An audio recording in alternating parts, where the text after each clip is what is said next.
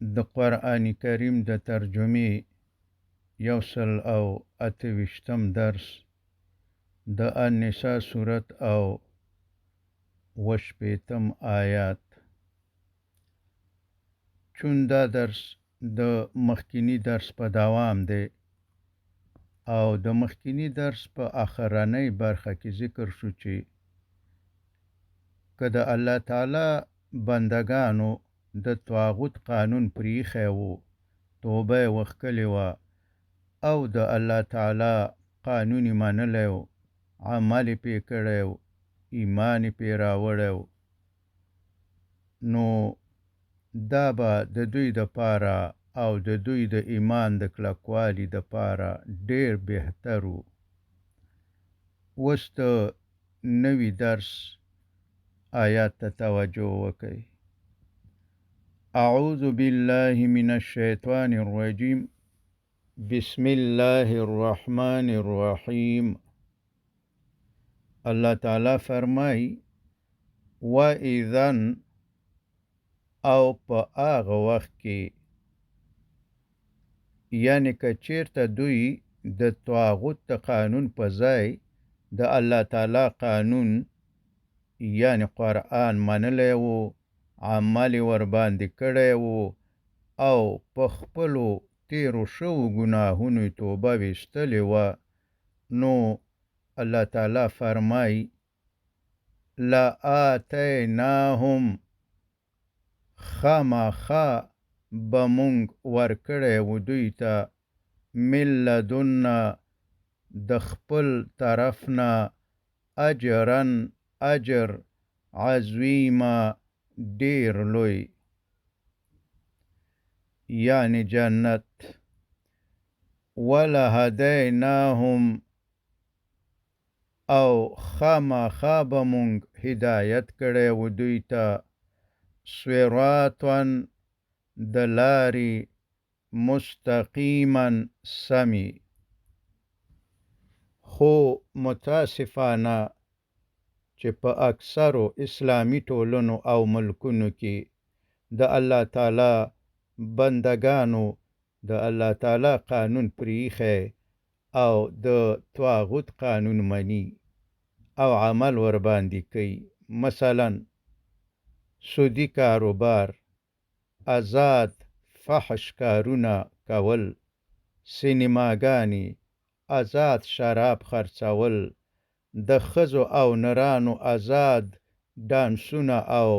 نور په سلهاو مثالونه چې لیکلي دلته ممکن نه دي. نو آیا داسې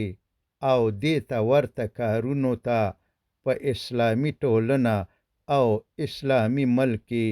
اجازه ورکول په قرآن او شریعت کې شته دی؟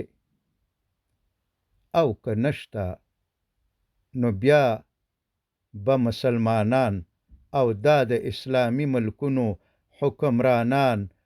او په ځمکه کې د الله تعالی خلیفګان الله تعالی ته به څه جواب ورکوي چې موږ ولې ستا د قانون خلاف دې طاغوتي کارونو ته اجازه ورکړې وه په دنیا کې؟ نو معلومه خبره ده چې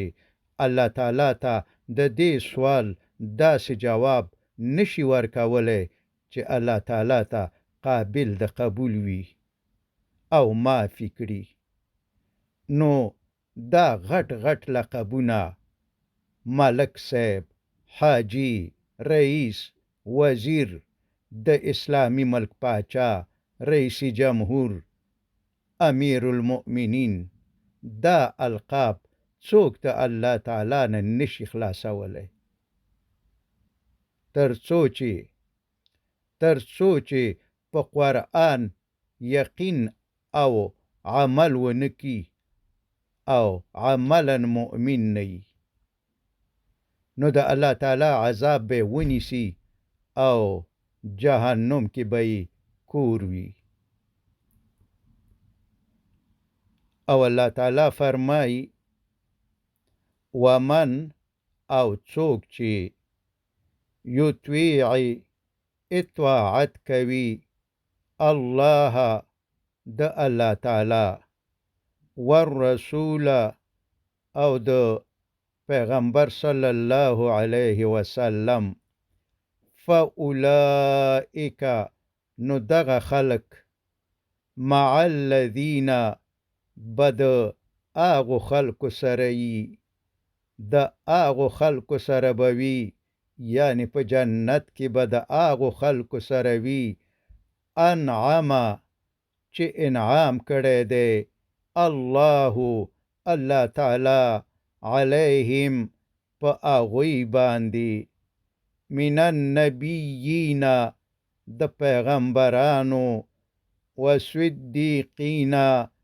او د صدیقینو والشهداء او د شهیدانو والصالحین او د صالحانونا وحسنا او ډیر خدي اولئک دغه خلق یعنی نبیان صدیقین شهدا او صالحین رفیقا په ملګرتیا کې یعنی دغه خلق ډیر ښه ملګري دي ذالک دا ملګرتیا د پیغمبرانو صدیقینو شهیدانو او صالحینو سره الفضل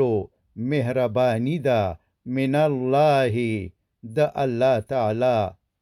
دا د الله تعالی فضل او مهربانی ده من الله د الله تعالی د طرفنا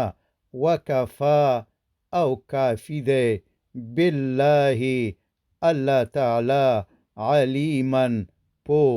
یعنی الله تعالی ستاسو په اعمالو پوی دی او د خپل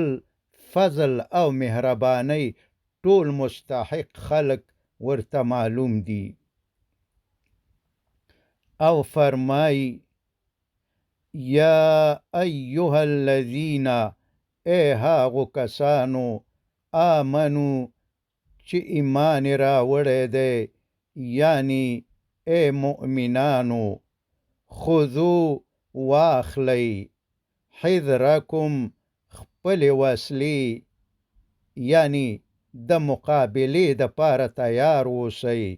که د دین او وطن څخه د دفاع ضرورت شو فانفروا نو ووځئ غزا ته ثبات ډلې ډلې او یا انفروا ووځئ جمیعا ټول یو ځای وان او بشکا منکم دستاسو لمن یقینا څوک لیبطوی ان چې ځان زندوی بانی کوي او ځان د غزا یعنی جنگ نه پټي نو که دا ځان پټ کی او تاسو غزا ته لاړ شئ جنگ ته لاړ شئ فإن نو که چیرته اصوابتکم تاسو ته در ورسیږي مصیبتون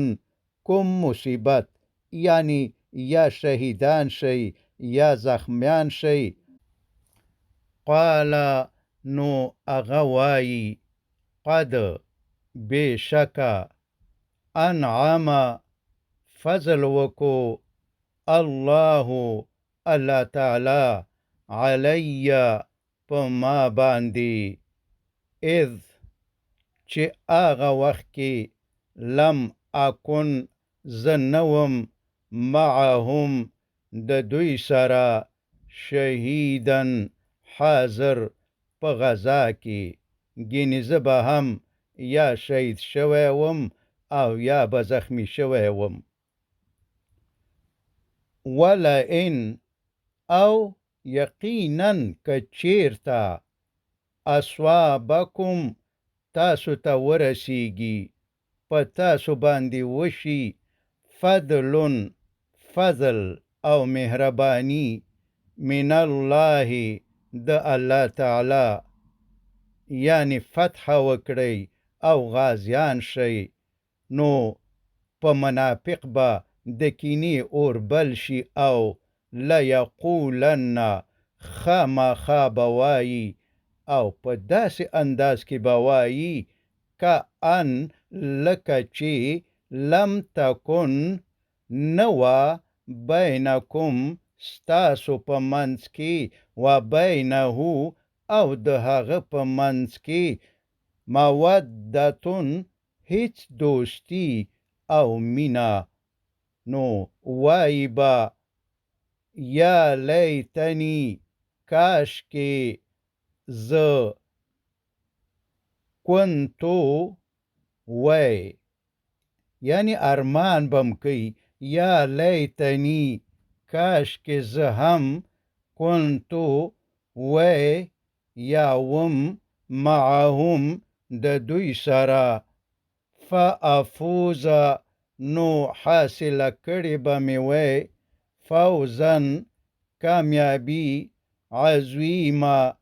لویه. او فرمای فلیقاتل نو جنگ دی وکی فی سبیلی په لار کې الله د الله تعالی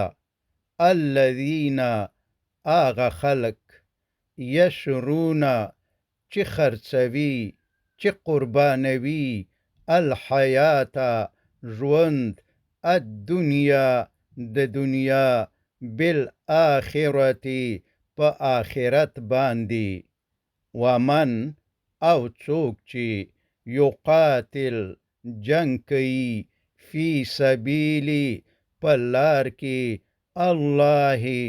د الله تعالی فیقتل نو اغه وژل کیږي یعنی شهید کیږي او یا یغلب کامیابیږي یعنی غازی کیږي فسوف نو ضربا نؤتیه مونږ اغه ته ورکو اجرن عظیما ډیر لوی اجر، یعنی څوک چې د الله تعالی په لار کې جنگیږي خپل دنیا د دنیا ژوند په آخرت قرباني، نو